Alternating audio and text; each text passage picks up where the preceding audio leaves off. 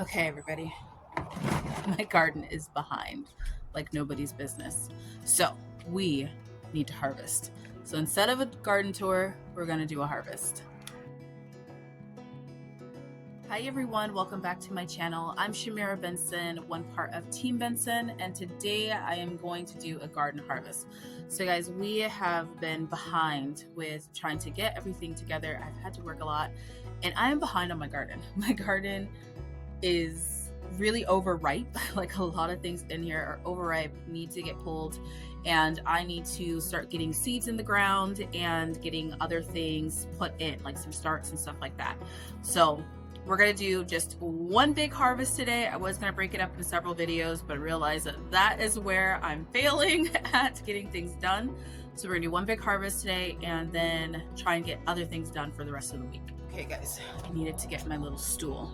So the rains actually really did put me back, and also work has put me back. So it was one of those things where it is time for Passover cleaning, and like intense Passover cleaning, because Passover is in like a couple of weeks.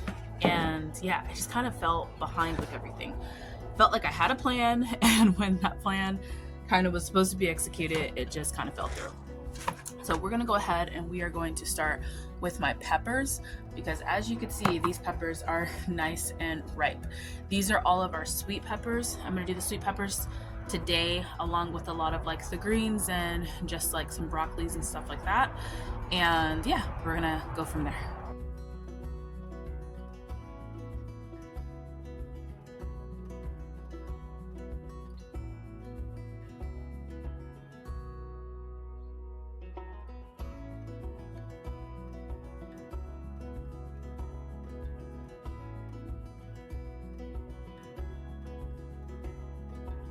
Okay guys, I took off all of the Carmen sweet peppers, which are the red ones, and the one banana pepper, because these plants are trying to kind of drop all of the old leaves. So as you can see, like leaves like this, they're very like old and kind of brittle. Like some of these are just falling straight off. And they're trying to grow in new leaves, and they're also trying to reflower. So to kind of give the plant a little less stress, I went ahead and I just took off all of the peppers, so that then all of these like little new leaves can come in and all of these flowers can come in. I'm gonna do the same thing for my bells. I only have a couple bell peppers on here. I have like one good size one right there, one over there, one over there, and then this little baby thing that I don't even know what's going on with this. So I'm gonna go ahead and do the same thing. But as you can see, yeah, I just kind of move the plant around, and all of the leaves, like the old leaves, start to fall off, which is fine because that'll just add some mulch for the plant, and it's kind of pruning itself. Now, I'm one of those people that I can keep peppers a lot longer, so I feel like I get to get like a full life cycle of the peppers. So you'll see like my peppers kind of shed. Nothing's wrong with them. They're just shedding off their old leaves, preparing for the new fresh like peppers and the new leaves. Now, some of my peppers I can even get all the way through like the summer and keep for a couple of years. If you guys remember, I used to grow a lot of shishitos. I didn't grow them this year just because, you know, we needed a break. We needed something different. But I would keep shishito peppers for like a year, 2 years, sometimes 3 years at most. So yeah, it's just kind of like a life cycle of the pepper that we get to see because we live here in the desert.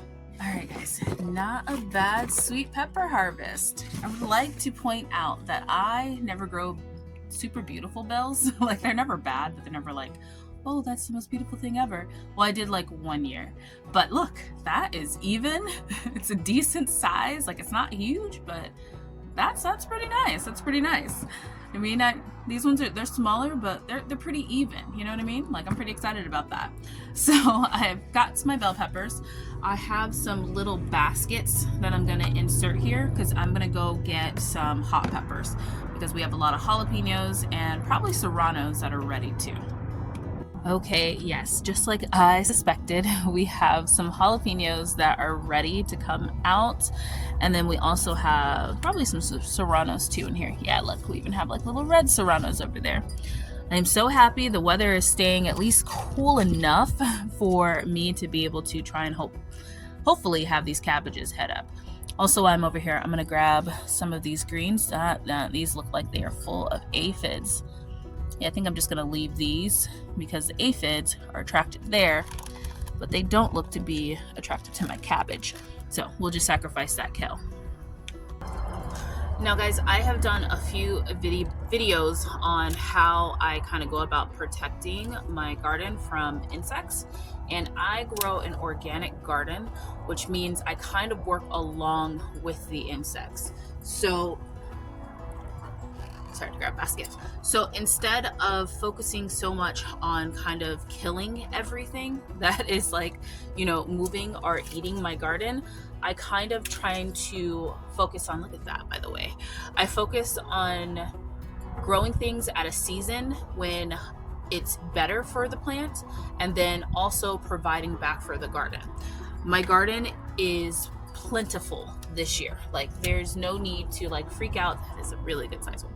There's no need to freak out on like what's growing, what's not growing, if there's a lot of food, if there's enough food for us. The garden is really giving this year. So a lot of this garden is going back to the garden, meaning I'm feeding the soil and the worms, but also it's going to start to build our garden beds in our homestead, which that's been a whole other issue with getting everything cleared with all of the rains. It's been hard getting the land like finished cleared so that then we could put up the garden beds, but we are getting a good pile of just garden leaves and garden this and garden that, that when we get it, when it's finished cleared, which hopefully it's this week, we can start putting up garden beds and I can start filling them the way that I filled them down here. So that's the hope.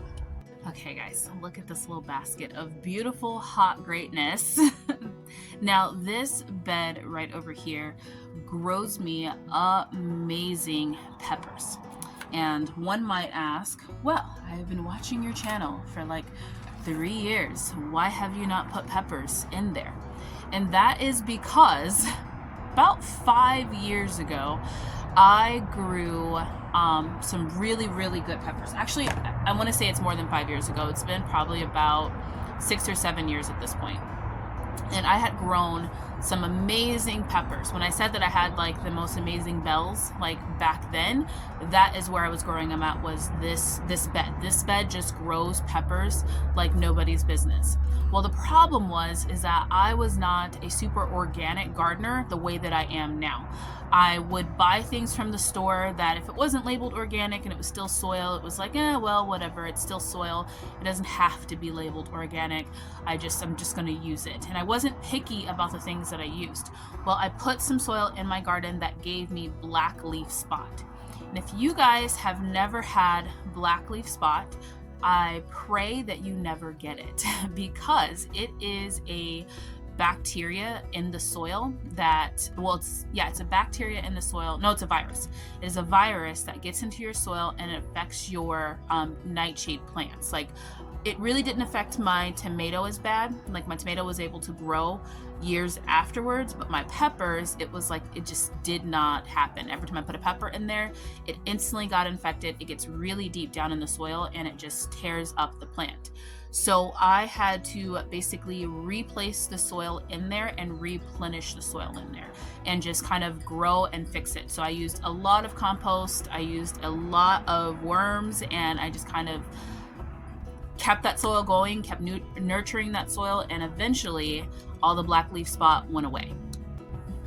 But I would like to point out that when I say eventually it went away, that meant years later. Like, it took probably about a solid 4 to 5 years to completely get it out of my garden. Like, it started to leave a little bit where it wasn't really affecting my tomatoes, but my peppers would not happen. It just would not happen. There were black spots everywhere. So I am really thankful for really being an organic gardener at this point in my life and being able to bring this bed back and to be able to get just loads of really nice healthy peppers like this. All right, now let's turn our attention to that broccoli over there that's eyeing me. Okay, so my broccoli is really moving into the end of its life. Like, my shoots are now like this size, where they used to be almost like little heads, and now it's like barely anything. Still delicious broccoli, still gonna look or taste amazing in some beef chow fun or some broccoli cheddar soup. but we're just getting to the point where we're getting to the end of it. So as I start to pull these, I also am decreasing a lot of the leaves. So I'm taking off like full like branches down at the bottom, because I'm really trying to create some space in here, because I already have my okra that needs to go into this bed. Now I went and I got okra starts from the AZ Worm Farm. I was gonna start my heavy hitters this year, but I just, guys, I do not have the energy to keep everything alive. And thank God this garden is keeping itself alive right now. Like sometimes I forget to water it. Like this has been a struggle this year, but it's been one of my most productive gardens this year. It's always like the third year garden of a Shmita year that just really realizes that I need a break. I mentally need a break, I physically need a break, and it kind of just takes care of itself and it grows on its own. Now it's always one of those years that I'm like planting kind of willy-nilly, so I never really save seeds or anything like that from usually like my third year of the garden cycle. But it is nice to have just different things and different varieties to eat, because I feel like it's my hardest year that I work, like with my business and with like getting my family together and getting things done and just things that we need to have done as a family, that having all these different things to just really keep me nourished and going is what makes life so much better. So I'm gonna go ahead and I am going to finish getting all of these broccolis. I'm probably gonna need a bigger basket than this, because now that I'm collecting them all, I'm seeing that there's actually a lot of them. So this will be like a fun little meal that we'll be able to have maybe one or two of. I also still have that purple broccoli, so we'll go up and grab that too. Okay guys, I just wanted to take a quick second to show you guys my medicinal bed. Look at all of this evening primrose.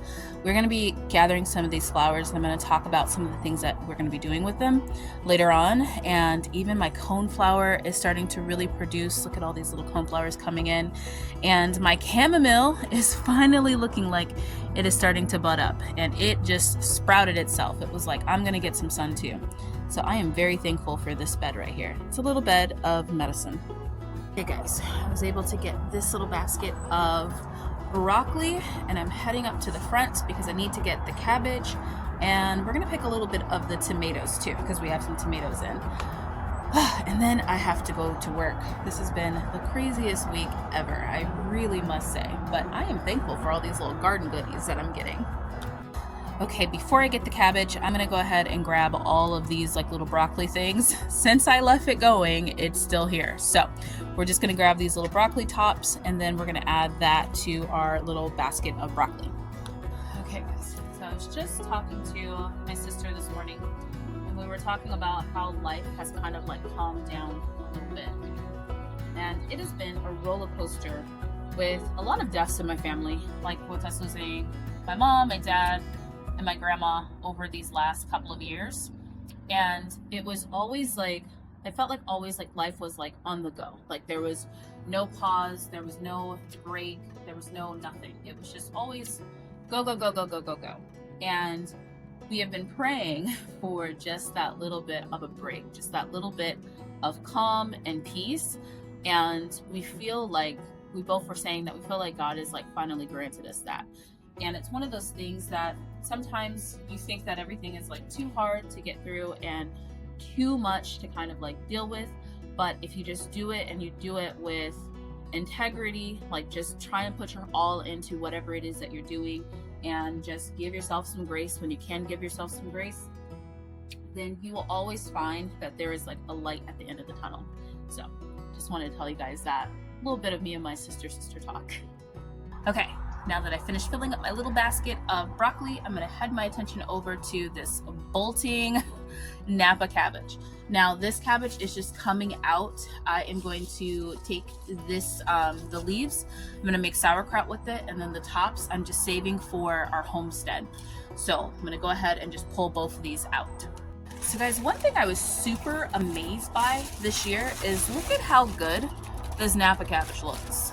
There's like no bugs on here. And even when I was rinsing off the first one that I grew, the first one that I pulled for St. Patty's Day, there was like no worms, no bugs, no nothing.